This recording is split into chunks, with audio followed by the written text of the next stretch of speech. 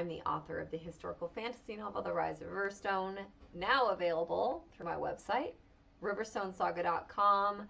You can also find it on Amazon, barnesandnoble.com, Powell's, IndieBound, basically anywhere books are sold. You can also enjoy it for free on Kindle Unlimited.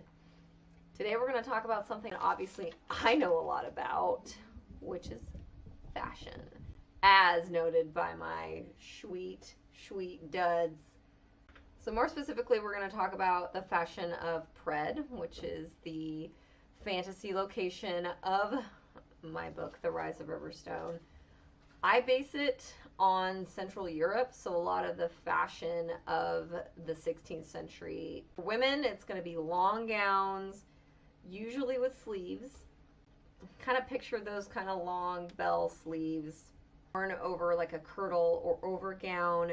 Usually there's like a linen chemise, which is like an underdress that is worn against the skin, because God forbid they had one layer of clothing. They would have hats, hoods, hair pieces. Usually the neckline was kind of square, it was low. Show off them goods. Commoners obviously would have less layers. They were less able to afford some of the more expensive fabrics as the nobles, so they would have less layers, usually typically made of wool. Here's where we kind of get into like a lot of the language, especially that I use in the book, about some of the men's fashion.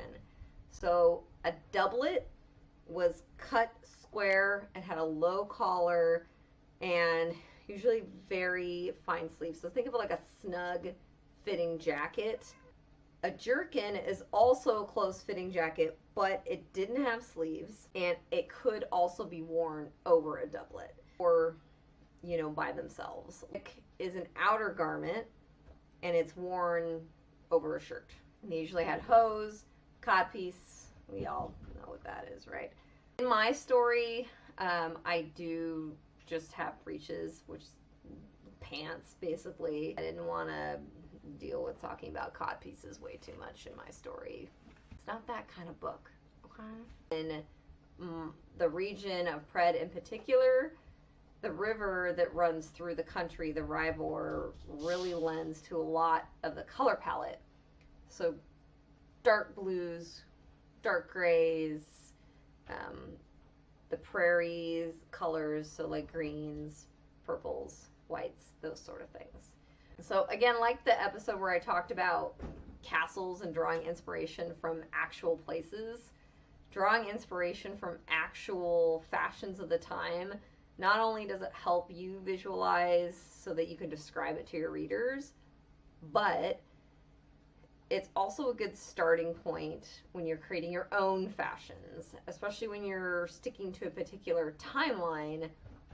What was the trends in that area, in that region? And it can vary from England, France, Germany. If you're basing your culture in a particular region, it's always a good idea to reference those first. But of course, when you're writing a fantasy, the sky's the limit. However, I wanted to make things a little more historical. Please pick up a copy of The Rise of Riverstone and you will enjoy the fashion of the 16th century. Also, poor Laria, who was a servant through most of the time, she doesn't really get to enjoy the fashion of the 16th century. She is limited to basically just a linen dress and an apron, and she wears a scarf around her head. And not just like a scarf, but like a wrapped headpiece where she would have to hide her hair because the princess hates her ginger hair, because we all know about gingers. Oh, ginger hair is a sign of being evil and not knowing what a strawberry is. Please pick up a copy of The Rise of Riverstone on riverstonesaga.com. You can also find me on Twitter, Instagram, Facebook. Please join us. And of course, if you pick up a copy from the riverstonesaga.com website, you will get an exclusive gift box with some swag, including a bookmark, sticker, a map of Pred. Actual copy of it, a little one. This is Pred. That's my